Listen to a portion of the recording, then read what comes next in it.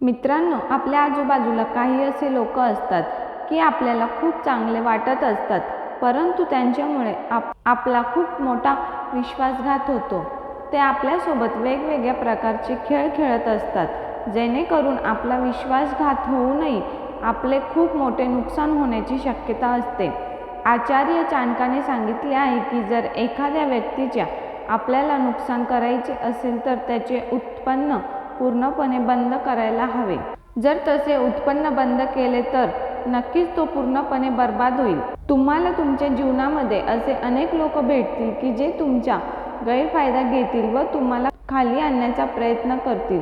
अशा वेळी जर तुम्हाला आधीपासूनच वेगवेगळ्या रणनीती माहिती असतील तर तुम्ही नक्कीच कोणत्याही संकटापासून सहजपणे बाहेर पडू शकता. जर तुम्हाला अचानकपणे एखादे संकट ओढवले तर त्यातून तुम्हाला कसे बाहेर पडायचे माहीत नसेल तर त्यामध्ये तुमची हार निश्चित आहे. या उलट जर तुम्हाला आमच्यावर संकट आल्यावर त्या संकटातून कसे बाहेर पडावे याचा मार्ग जर तुम्हाला माहिती नसेल तर तुम्ही त्यामध्ये अडकू शकतात.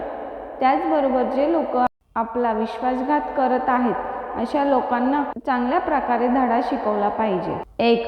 पहिले म्हणजे दुष्ट, नीच आणि खोटारड्या व्यक्तीवर अजिबात विश्वास ठेवू नका, कारण हे व्यक्ती असे असतात की त्यांचा मूळ स्वभाव हा कधीही बदलत नाही. आपण जर त्यांच्यावर मनापासून विश्वास ठेवला तर ते आपला विश्वासघात हे नक्कीच करणार व आपल्याला हानी पोहोचवण्याचा प्रयत्न देखील करत असतात. म्हणून अशा लोकांवर कधीही विश्वास ठेवू नका. 2.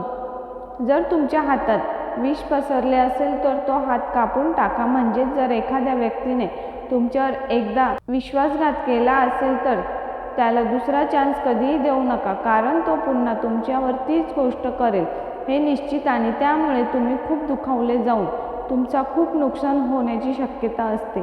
म्हणून अशा लोकांना कधीही दुसरा चान्स देऊ नका. त्यांना तुमच्या आयुष्यातून लगेच काढून टाका. आपल्या शत्रूंना म्हणजेच आपल्या समस्यांना कधीही जिवंत सोडू नका. म्हणजे एखादी गोष्ट आपल्याला खूप लहान वाटत असेल तर जर आपण ती तसेच सोडून दिले तर त्याचे मोठ्या समस्येत रूपांतर होऊन त्यापासून आपल्याला भरपूर प्रमाणात हानी होऊ शकते. ज्याप्रमाणे आपल्याला जर साधा खोकला लागला असेल आणि जर आपण त्याच्याकडे लक्ष दिले नाही तर त्याचे रूपांतर मोठ्या आजारात होऊ शकते. 4. तुमच्या शत्रूंचा म्हणजेच तुमच्या समस्यांचा कधीही द्वेष करू नका, त्या सोडवण्याचा प्रयत्न करा. म्हणजेच एखादी समस्या जर आपल्यावर ओढवली तर त्यापासून आपल्याला कसे बाहेर निघता येईल याचा विचार करा, त्याचा खोलवर अभ्यास करा आणि ते समस्या सोडवण्याचा प्रयत्न करा.